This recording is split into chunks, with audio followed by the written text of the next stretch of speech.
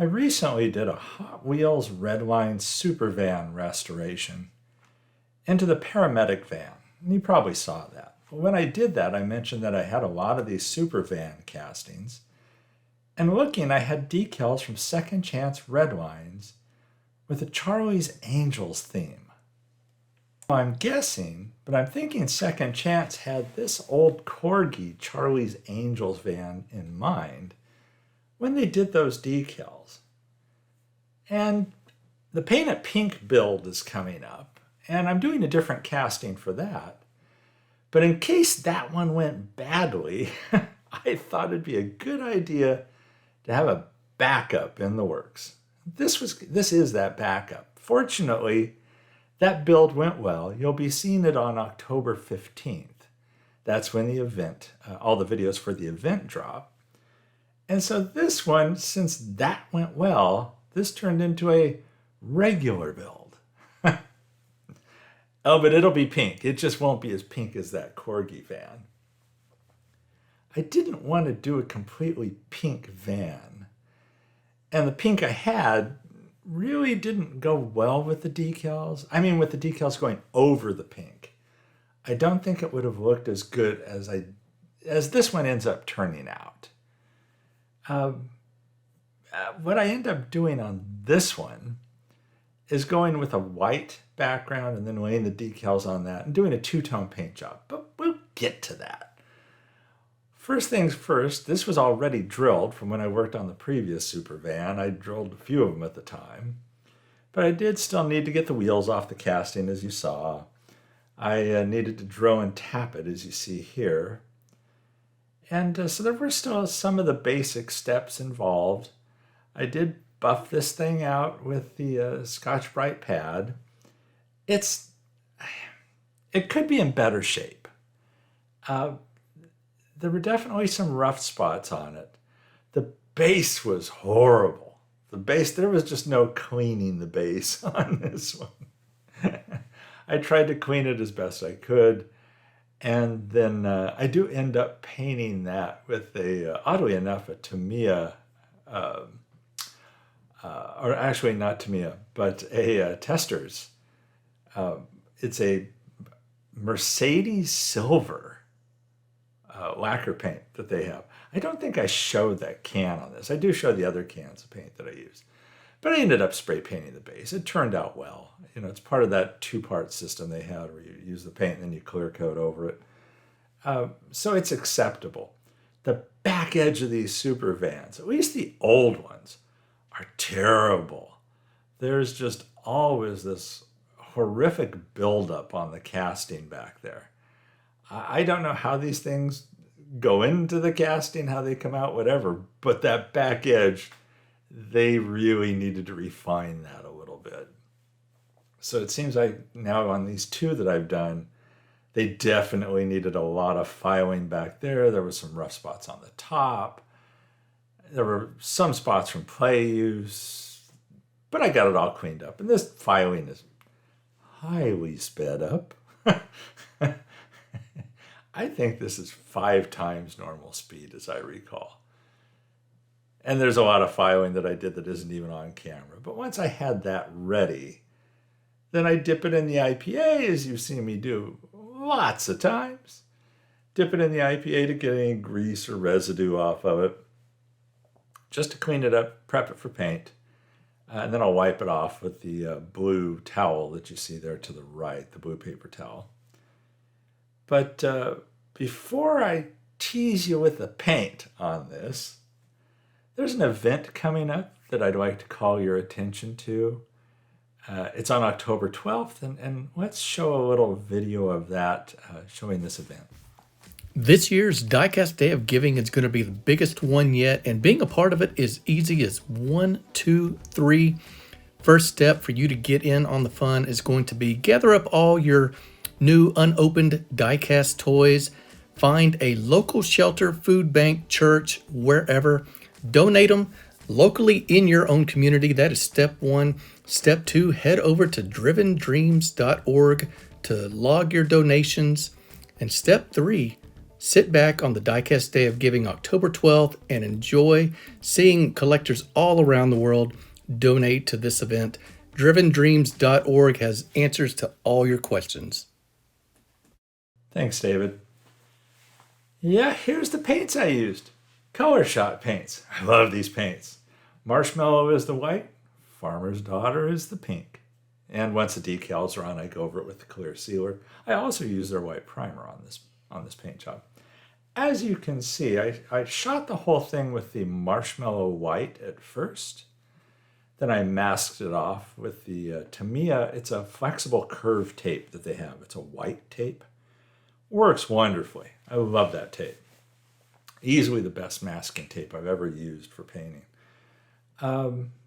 Hit the top of it with the Farmer's Daughter pink, and it all turned out, I was really happy with it. It's a gloss, both of those are gloss paints. I did not clear coat this before doing the decals because it was gloss paint. I wasn't too concerned about it. There you see the Second Chance Redline decals going on. And I think you can see that color combination. If those decals were over all pink, it probably would have been rough. You probably wouldn't have seen that bottom stripe very well. But I really like the look of this when I'm done. I like the color choices I made here in doing the white and not making it completely like the Corgi casting. Even though it is a tribute to that Corgi casting, kind of, sort of. And a tribute to the Charlie's Angels. If you're from my generation, if you're my age, you very vividly remember the Charlie's Angels. Yeah. Anyhow, enough said about that. I love the color of the decals. I think they're very well done. And, Second Chance's decals always go on easily. They're always a pleasure to use. And so given the opportunity to do these, I've had these decals for a while now. I finally got around to using them. But I'm really happy with that look. I'm glad I did the pink top too. I don't think this thing would have looked nearly as good if it was all white. Yeah, the Super Van's interior and glass are that weird, soft plastic, that rubbery kind of plastic. The windshield was somewhat play-worn, and at least in my experience, there's only so much you can do to make that look good. So I, got out the flits and polished the heck out of it by hand. That's generally how I do these. Kept at it. I did it a few times to get it, and really worked it, to get it where at least there was some kind of shine to that. And it wasn't just that dull, play-worn, funky look that they get. It's definitely a rubber. It's not a hard, clear plastic. It's not a hard, tinted plastic. It definitely, that softness works against you. But then gauzy really helps add some shine to that. And so the interior, it's just weird the way it fits in the casting. And I make a mistake later, an unfortunate mistake that I'll explain when I get to it. But the interior, the way it fits into the casting, that front edge of the windshield pops under the front edge of the top of the casting. There's a groove for it to fit into the way the casting is made. And it can fight you a little bit when you go to install it. And so I wanted to be sure that when I'm doing this, that the placement will be right when that glass snaps back towards the inside. But we'll get to that too a little later. The wheels, I ended up, I swapped out the wheels on this for an aftermarket set of Real Rider-ish Redlines. I say ish because they aren't real riders, as I've used before. They aren't from Hot Wheels. They're from a third party. I use the bearing to hold the axle in place when I go to do that. It comes in handy because what I end up doing is gluing a little piece of axle tube over that bare end, as you see on the right. I do that off camera because it's very tedious. You just see the back of my head if I did it on camera. That's how close I have to get. Where I screwed up is I didn't realize I wasn't recording when I assembled this. And so I got it all put together, including the fight to get the glass in place and everything. And then I looked at the camera and realized, uh-oh, I hadn't been recording that assembly. So I apologize for that. But at least you got to see the finished product there and how it rolls. There you see how rough that glass is originally. The casting was dirty more than anything.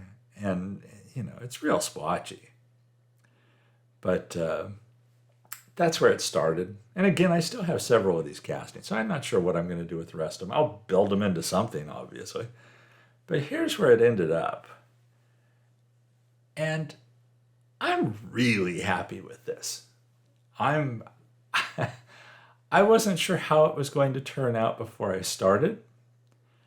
I had a certain look in mind, and I think it came across really well. I'm thrilled with the pink top on this. The color shot paints could not have worked better to do this paint job. I mean, it's rattle can paint. And yet I think I pull off the top reasonably well with a pretty good edge on it.